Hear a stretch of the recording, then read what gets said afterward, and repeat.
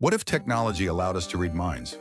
In this video, you'll discover what would happen if humans finally invented the ultimate surveillance device, technology that lets us read each other's thoughts. No passwords, no secrets, no privacy, just a non-stop broadcast of your brain's greatest hits. Anxiety, bad ideas, and unfinished comebacks from 2015. At first, it sounds amazing.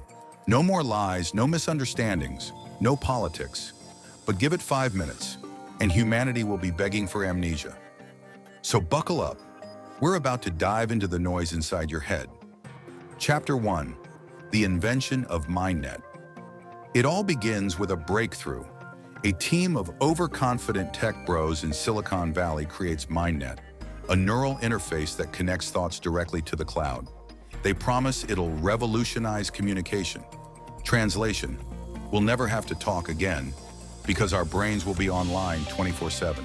At first, it's pure bliss. Couples understand each other perfectly. Parents finally get their teenagers. Customer service actually knows what you want before you say it. For about 10 minutes, the world feels united. Then, the chaos starts. Chapter 2. The unfiltered truth. See, humans are terrible at honesty. That's why language was invented, to hide what we really think. But with MindNet, every thought leaks out like a bad tweet you can't delete. Your boss hears you thinking, he's an idiot. Your partner hears, I miss my ex. Your barista knows you secretly judge their latte art. The result? Global emotional meltdown. Therapists quit. Relationships explode. And suddenly, silence becomes the new luxury. Chapter 3. Governments step in. Of course, politicians love MindNet. Why rely on polls when you can just read the nation's mind in real time? The first global thought census launches, and shocker, turns out 92% of people hate politicians. Governments introduce thought filters, a system that censors unproductive or dangerous thoughts before you even think them. Congratulations, you're now thinking inside government-approved boundaries. But don't worry, they call it mental safety. Chapter 4. The rise of thought crime. Soon, thought policing becomes literal. Did you imagine robbing a bank? Arrested? Had a violent daydream? Monitored? Fantasized about quitting your job? Flagged as a national threat?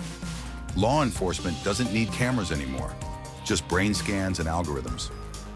Welcome to the era of predictive punishment, where guilt comes before the crime. Privacy dies, freedom follows. And the scariest part? Most people don't even fight back, because the system makes them feel guilty for wanting to. Chapter 5. The Great Disconnect. Eventually, the mental noise becomes unbearable. People stop thinking altogether, afraid of what might slip out. Meditation apps boom. Offline retreats become illegal. The rich, of course, find a loophole. They buy thought encryption. For $10 million, your mind becomes private again, like the good old days of ignorance and bliss. Meanwhile, the rest of humanity drifts into quiet madness, trapped in an endless feed of everyone else's thoughts. Chapter 6. The collapse of MindNet. And then one day, it all goes wrong. Someone uploads a virus, a single thought that can't be contained. What if we shut it all down? The idea spreads like wildfire. Within hours, every brain on MindNet crashes. Total blackout.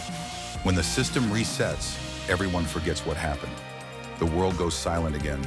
Peaceful, private, human. Until someone, somewhere, gets an idea. What if we could read minds? Again. So what if technology allowed us to read minds? We'd probably do what we always do. Ruin it, regulate it, and then sell it back as a subscription. If you download MindNet just to see what your friends really think, hit that like button, subscribe, and drop a comment below. Because in this timeline, your thoughts might just become the next trending topic.